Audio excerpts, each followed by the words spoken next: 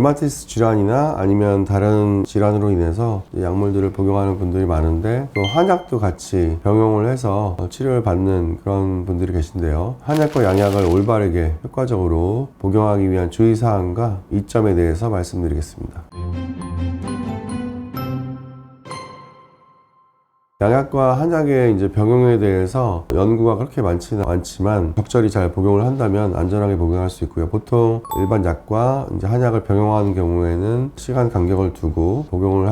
하시게 알려드리고 있고, 그리고 정기적인 혈액 검사를 통해서 혹시 간 수치는 괜찮은지, 콩팥에는 무리가 없는지 그런 것들을 이제 지속적으로 모니터링을 하고 있는데, 많은 케이스를 보더라도 간 수치가 더 상승하거나 그런 경우는 없었고, 오히려 약을만 드시다가 간 수치가 상승하는 경우는 간혹 이제 있었지만, 한약과 병용하는 상황에서 간 수치가 상승한다든지 혈액 검사상에서 이상이 나타난다든지 하는 그런 경우는 아직까지는 없었습니다. 친지분이나 친구분한테 선물을 받거나 보약 목적으로 한약을 드시는 경우에는 들어가 있는 한약재 중에 인삼이나 아니면 어떤 경우는 녹용 같은 그런 한약재도 자가면역 질환에 안 좋은 영향을 줄 수도 있기 때문에, 류마티스 질환이 있는 분에서 한약을 드실 때는 한의사와 상담을 잘 해서 치료를 받는 것이 좋을 것 같습니다. 이제 한약의 장점 중에 하나가 자율신경 문제를 치료할 수 있다는 건데요. 예를 들어서 가만히 있는데도 땀이 너무 난다든지, 아니면 열감이 너무 얼굴 쪽으로 올라온다든지, 다른 이유 없이 심장이 너무 두근거리거나, 아니면 만성피로가 심하고,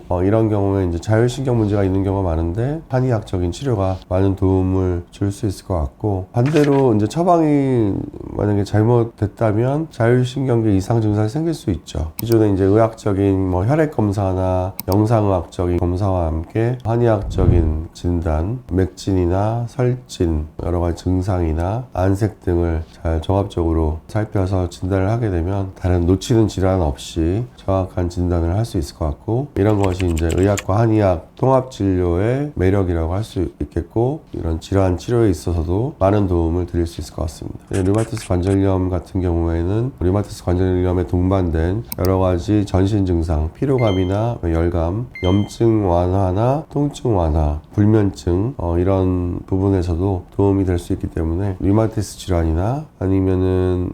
예를 들어서 고혈압 약을 드시는데 수족냉증이 심한 경우, 쇼그렌즈 같은 경우에는 이제 건조 증상이 주인데 안구 건조나 구강 건조가 심하고, 때로는 근육통이나 피로감이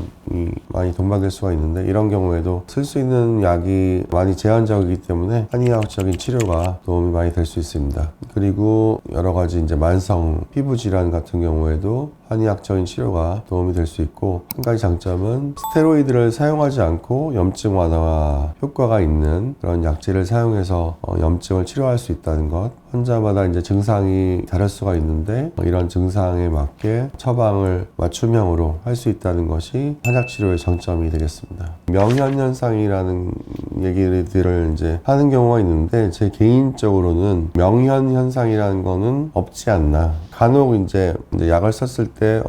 졸린 증상이 어느 기간 동안 또 지속되거나 피로감이 좀 심해지거나 이런 정도의 명현현상은 있을 수는 있겠지만, 그 외에 생활에 지장을 줄 정도의 그런 증상이 나타난다고 하면 그거는 이제 명현현상이라기보다는 부작용으로 봐야 되지 않나 라고 생각을 합니다. 건강기능식품과 한약, 양약을 복용한다고 해서 무조건 안 좋은 건 아니지만, 아무래도 이제 이런 다약제를 복용하게 되면 부작용의 확률이 그만큼 더 올라가고 간이나 신장에 무리가 될 수도 있기 때문에, 꼭 필요한 약물, 꼭 필요한 건강기능식품들만 적절한 기간 동안 적절한 용량으로 복용하는 것이 중요하다고 할 수 있습니다.